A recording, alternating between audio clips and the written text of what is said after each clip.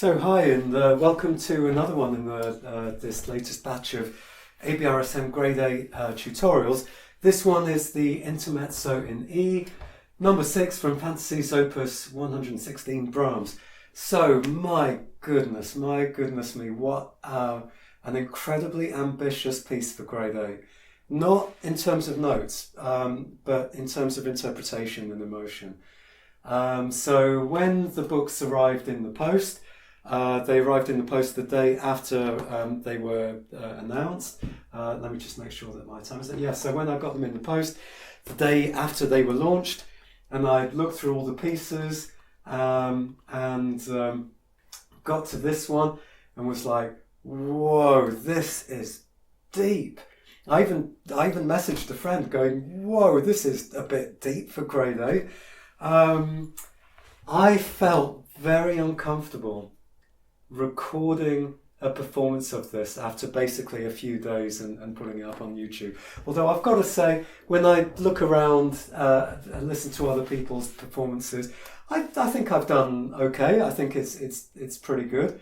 But really, if I wanted to do a performance of these pieces, of late Brahms, any late Brahms, I'd have to really let it sit, and even once I'd learnt it, I'd need to let it just be there for a few months, because this stuff is really emotionally complex.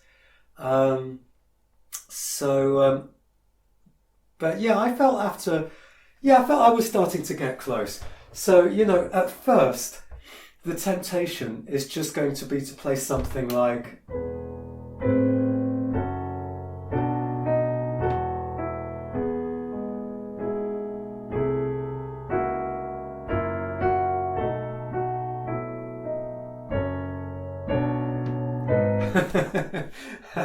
and there are quite a few performances like that around that I've heard.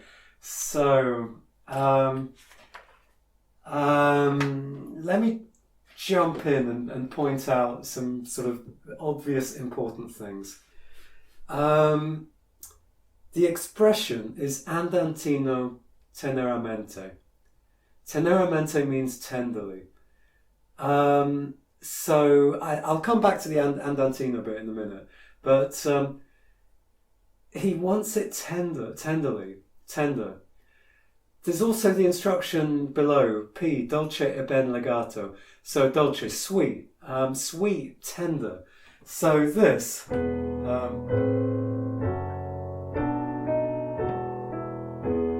that is not sweet and tender.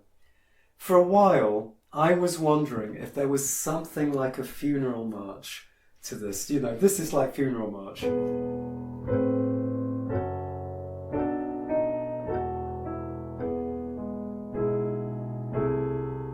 And then I thought, no, I'm way off the mark. This is just not what it is.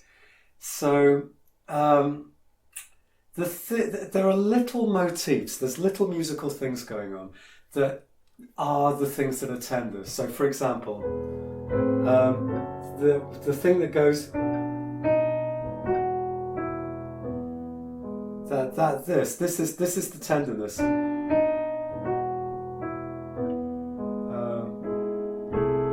And then that's the thing that's tender. And then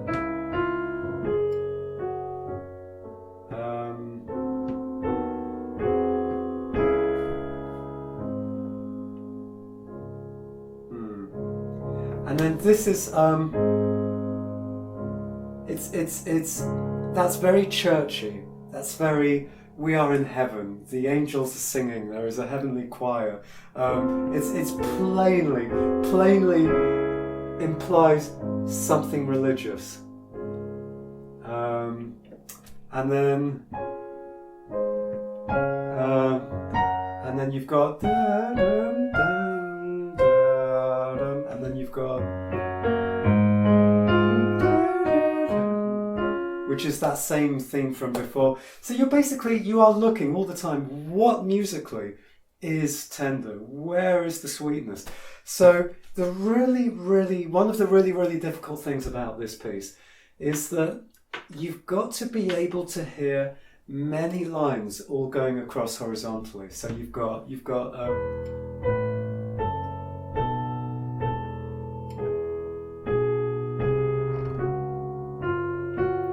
where are we?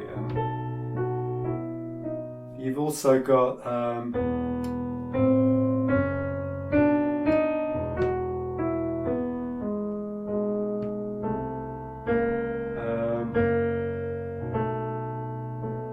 and then you've got a middle line, and then it sort of disappears. It would be there.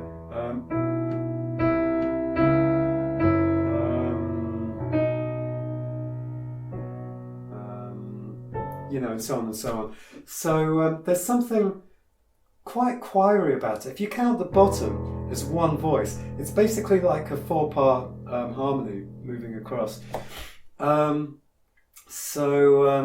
Yeah, your ear, you know, do you want to bring out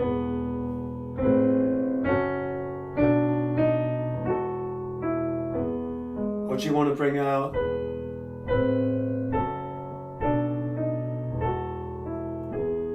or do you want to bring out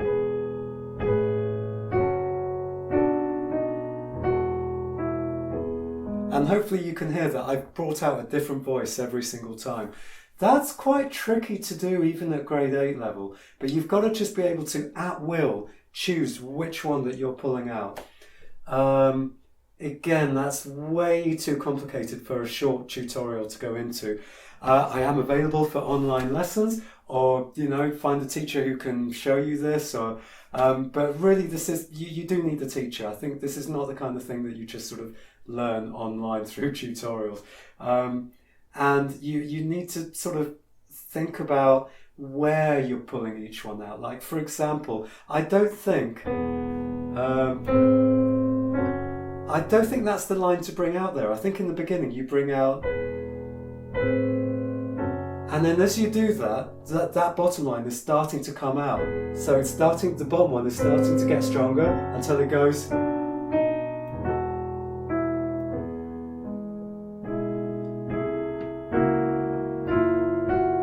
Yeah, I wasn't happy with that. Maybe here you could go, and then slowly the top one comes out. So, yeah, and then once you start noticing all of these things, you can then start to think about rubato. So da da da. Because it does need rubato, it needs a lot of rubato.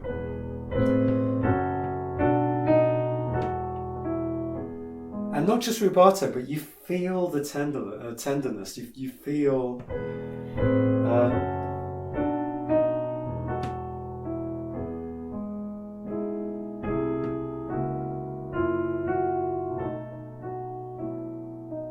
and you have to dig deep to find these emotions. I think it said somewhere in the teaching notes that, you know, the students ideally want to form an image, a narrative, a story of everything that's going on. And this is still something that I'm finding quite difficult about this. And I would need months to really form a deep understanding of exactly what it is that Brahms is trying to express here. This is not something that is just going to come easily. Something I recommend is to listen to some Mahler as well, like the famous Adagietto from the Fifth Symphony is going to be a really good insight into the kind of thing that this is expressing.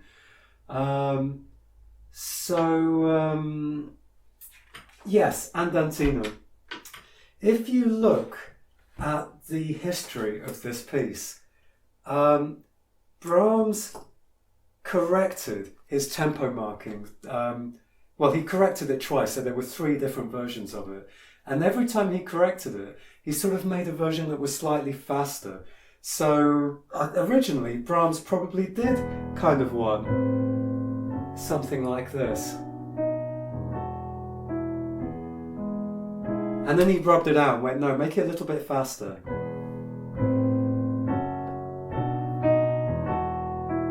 And then he rubbed that out and went, no, make it slightly faster.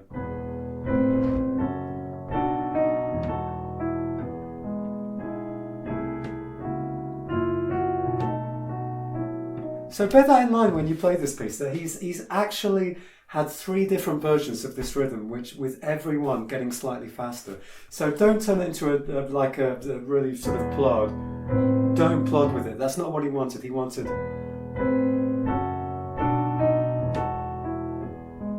Now, something else worth bearing in mind.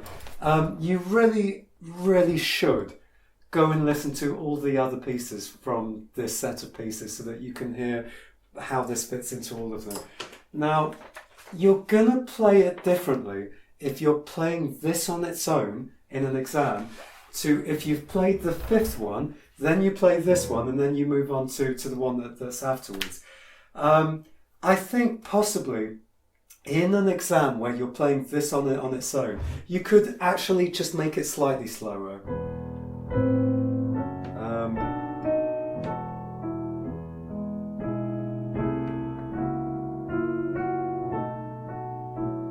And if you're playing this as part of the set of pieces, you played the one that comes before it, you probably do want to go a bit faster. Excuse me.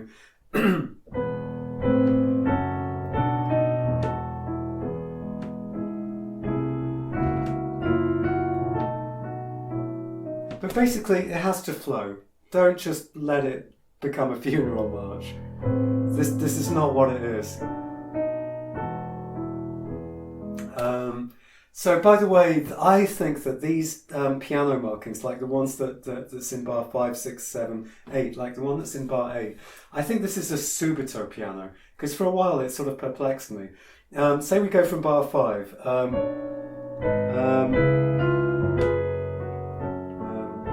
Whoops. Getting louder, and then I think it's a sudden piano. So where else do we have those? Do we have a sudden piano in a weird place?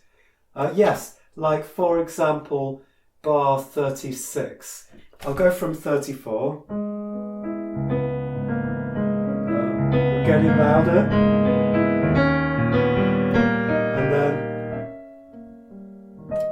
I think this is a sudden getting quieter. It's not get louder to become piano. It's get louder and louder and then suddenly drop to piano. It's kind of a bit annoying the way that's written there. But yeah, they are subito, sudden piano. I mean, I'm kind of reluctant to say too much about this really, because it's so deep and this is really something to explore with a teacher. And, you know, I can only just sort of try and point out some of the pitfalls of it all. Yeah, so, I mean, like, something that I would recommend, in the last page, we're now pianissimo dolce. Draw people in. Pretend that you are performing. You're performing in the concert hall, and everyone is just holding their breath. They're just like absolutely holding their breath and absolutely immersed in what you're doing.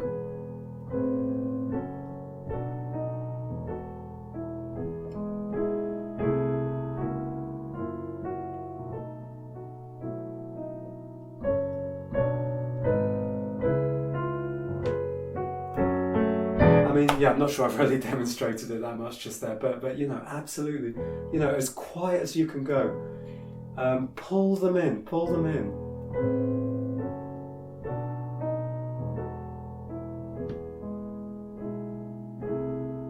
Anyway, I think I do a reasonable job of that on the performance where I'm sort of trying to draw people in.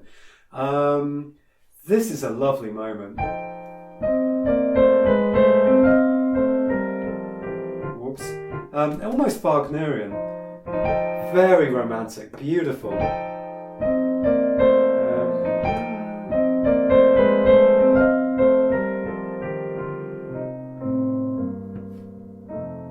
Goes a bit darker. There's a shadow, and then blissful, absolutely blissful. as pianissimo as you can get it. Now, do not hang about here. This, you know, bring it up to this sort of the third of Brahms' tempo markings.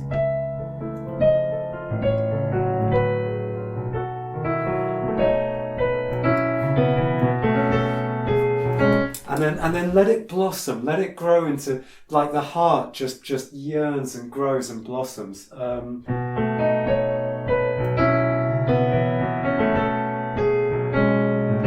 Really beautiful unfolding.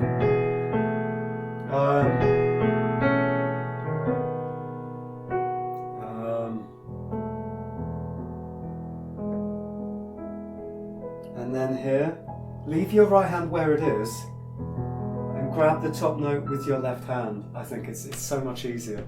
Oh, it's so deep. It's so deep. What is this piece about? You know, I would need months to think about this. But, you know, that's up to you as well as someone who's learning this to sort of go, what is going on here? It's a mixture. It's a mixture of longing, of love, of tenderness. And there is suffering, there's pain, like we've got absolute heavenly bliss in this chord, and then beautiful, very happy, very, very happy, and then this reminds me of late Schubert, and I'll come back to late Schubert hopefully. Whoops. Beautiful chord, and then I mean, what's happening here? This is pain. This is there's some regret, pain, anguish, and then it comes back into peace and tenderness. You know, is this about Brahms's love for Clara Schumann, who, you know, like he could never have? Who knows? But there's so much going on here, and then here. I probably use too much pedal here, you know, I'm still not quite sure. I'm still not totally sure what I would really do with this in a proper performance.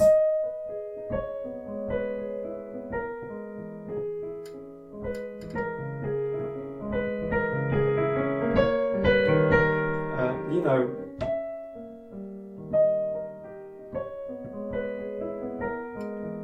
it's almost like when you're in love and it's painful. It's painful. You're missing. You're yearning for someone, but at the same time, there's some sweetness and something beautiful and delicious and lovely about this feeling, even though it hurts. I don't think it's quite that, but it's somewhere in that direction.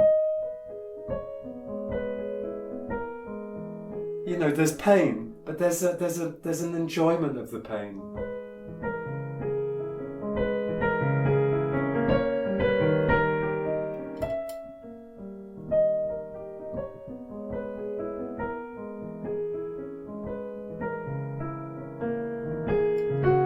Yeah, something like that.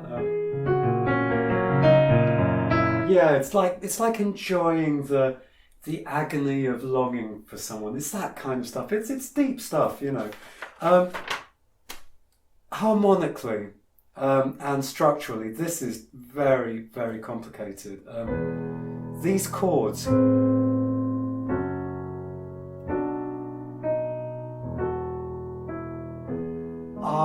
I'm not going to analyse them now, and I did spend a good while looking at them when I first started looking at this piece, going, what's Brahms doing here? This is not normal functional harmony. It's very, very horizontal. So that's part of the reason that you don't want to play it too slowly. If you play too slowly,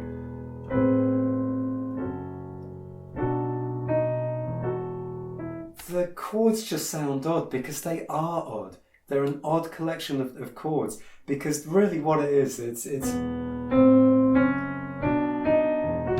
moves chromatically, and then you've got But together,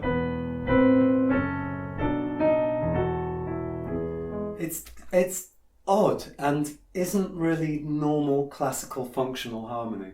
And I'm not going to go into it too much at this stage, but be aware that part of the reason why this is really difficult to play and sort of get a feel for is that the harmonies are, on the one hand, very traditional, and then on the other hand, incredibly modern for Brahms, and sort of a bit odd. And it takes a bit of getting used to sort of really sort of get used. Yeah. I find it very hard to get used to what he's doing there. Late Schubert. So he goes into sudden, very distant keys. Like he suddenly ends up here. So if I just play, and then suddenly just play the chord that we end up in bar 8. Do you hear how suddenly that is not that near? And we go even further.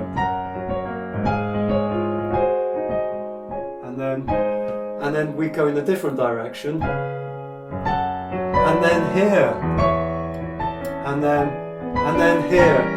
Well, this really reminds me of one of my favourite pieces is Schubert's last B flat sonata, piano sonata, and it's full of these sudden sort of modulations, kind of like this. They're sort of like, oh, that's interesting, but they're very heartfelt. So have a listen to some late Schubert because I think it has the similar lyricism and the similar sort of use of really interesting harmonies that sort of take you in weird directions. God, there's so much I could say about this, but I sort of feel that this is something that needs to be in an individual lesson because there's just so much sort of so much emotional depth that I think is too much for a YouTube tutorial at grade 8 level.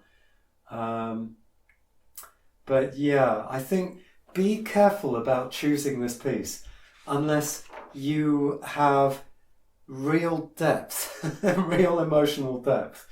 I think that the Prolog, which is the B3 piece, the one on page 26,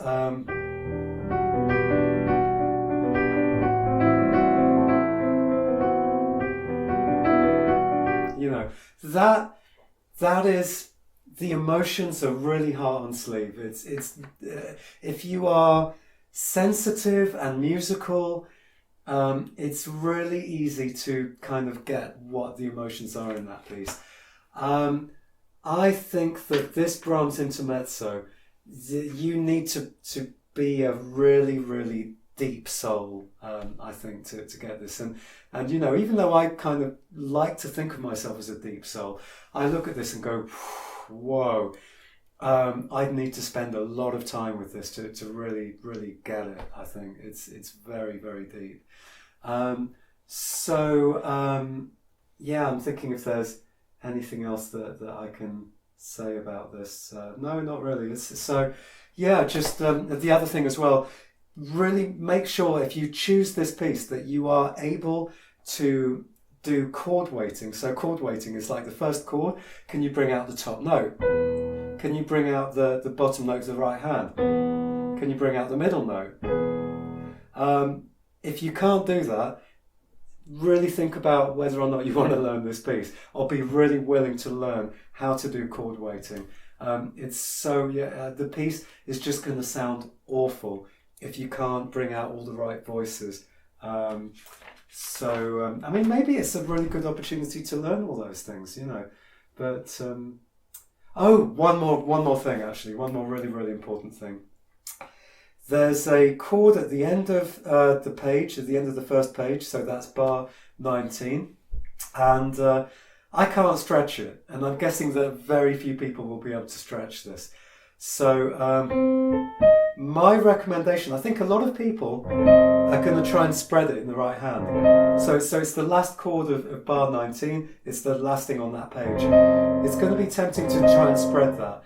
in my opinion, don't do that. Do a jump from the left hand and then catch that C, like that. Because this way, you are keeping this chord together. And you're treating the G flat like as an appoggiatura, which then goes, so I think sounds better than, yeah, I think the spread chord just doesn't work there. Also, it is at the peak of a hairpin, like, you know, crescendo, decrescendo. So that works well right at the climax point of that crescendo. And then back down. And it's the same thing on page 22, wherever it is that happens. Yeah, at the end of bar 50. So, where are we? And then here's bar 49. And then, yeah, it's so much better. So, yeah, anyway. Also, make absolutely sure that you can play pianissimo. And that you can play pianissimo in big chords, stretching your hands, with chord weighting. You know, these are all really difficult things. Anyway, I'm sure I've blathered on for ages, so I hope that you've enjoyed this tutorial if you're interested in this piece. I hope I haven't put you off too much if you want to learn it and are a bit concerned about some of the things in here. You know, don't let me put you off if you really want to learn it, but I've sort of scared you, because that's what presumably the reason why we do things like grades and exams. They are challenges. They are challenges to motivate us to improve things about our playing. So, you know, if you want to do it, go for it and find a teacher who's going to help you to really sort of dig deep and pull this stuff out. So, yeah, anyway, have fun with it, and check out some of my other videos. Do subscribe, and see you in other tutorials and in my videos. So, yeah, bye.